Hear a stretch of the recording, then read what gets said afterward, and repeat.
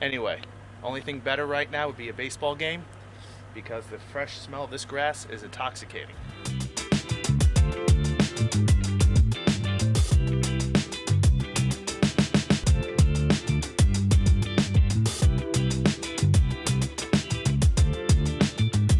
Hi, this is Marc Viquez here in Asheville, North Carolina at McCormick Field, home to the Asheville Tourist baseball of the Southern Atlantic League.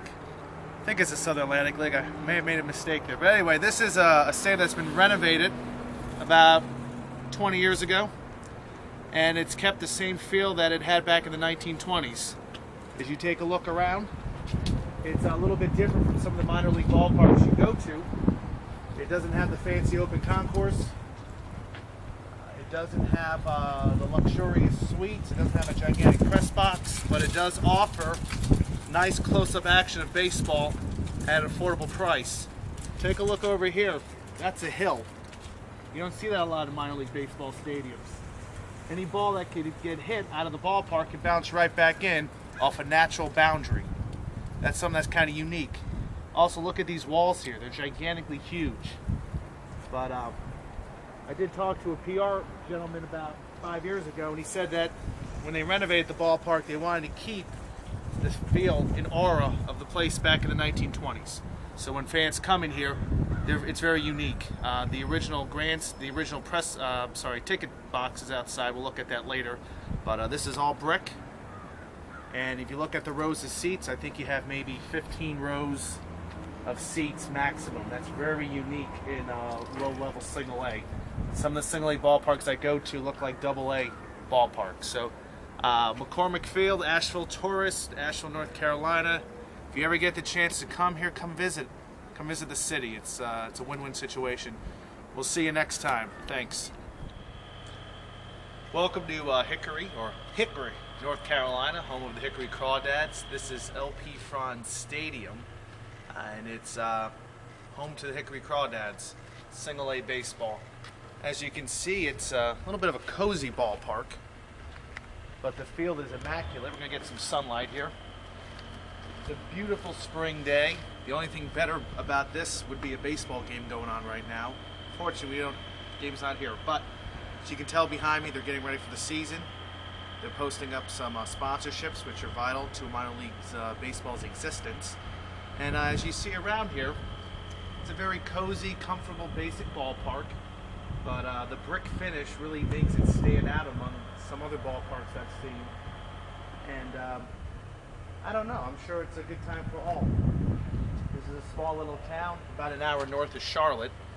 And I don't think too many people will complain that their ballpark doesn't look a certain way. But I'm not really big on the locations. So it's sort of off the highway. You don't really have a good location of where you are. You have a Pepsi factory in back of you. But look at the Yingling sign, 27 degrees Celsius. That's classic. Our safety nets that run down the first base and right field line, very uncommon in minor league baseball. So uncommon, this is the first time I've seen it in about 15 years of going to minor league ball games. Probably the great reason why this is here is you have this picnic area where groups come, mingle, party. Your non-baseball fans love coming here because they get to eat for free, they get to eat cheaply, and they get to eat a lot and drink a lot. So they're not going to be paying attention to the baseball game, and that's one of the rules of baseball. You have to pay attention to the ball at all times. They're not, and I don't think the Hickory Crawdads want to take any chances that anybody getting knocked on the head with a baseball. So this is installed to ensure safety for their patrons. Because let's just put it this way, a lawsuit is nasty. But surprised I don't see more of this around other minor league ball clubs. Perhaps in the future there will be. So, you know, baseball here in the Carolinas, you guys have a lot of ballparks to choose from. And sometimes it's just better to stay home and catch a game during the nice, beautiful spring months and summer. So we'll see you next time. We're going to head down to Charlotte, and we'll take it from there. Adios. I think that's a sellout. I think that's a sellout.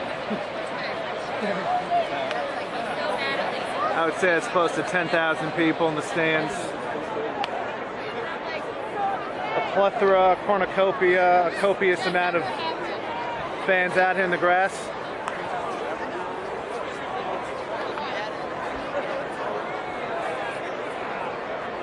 All here to see the White Sox play the Knights. The grass berm seating at a minor league ballpark takes out a different spectacle for many a fan. As noticed, a couple kids are playing monkey in the middle with a baseball glove. They're not here to see a baseball game. They're here to play on the grass and maybe get a few bumps and scrapes in the process. Others choose to drink and smoke, a pastime that's becoming almost obsolete. Obsolete what? Charlotte Knights Ballpark, 10,000 people strong, beautiful weather. It's hard to say anything negative about the place. However, the weather was a little more tepid and we had a third of the fans. You might have a different opinion, but not tonight. So that's all I'm going to say. We got fans walking all over the place. It just tells you how Charlotte enjoys professional baseball at the highest level. Appalachian Power Park, home of the West Virginia Power. Here in Charleston, West Virginia, there's the Capitol beyond the outfield. Newer ballpark in the league, and like most other downtown facilities, it incorporates old buildings, factories, to create a nice little atmosphere. As you can see, this is a very small ballpark. It's not anything that fancy or large, but it does have its own unique flavor to it. One so unique that you are in presence of something abnormal. And I do like the little flares here. I like how it's tucked into downtown. I love how the buildings are an extra character here. Look at these seats. I mean, you're up top on the action. I just love how this stands out. You know you're exactly at the Appalachian Power Park.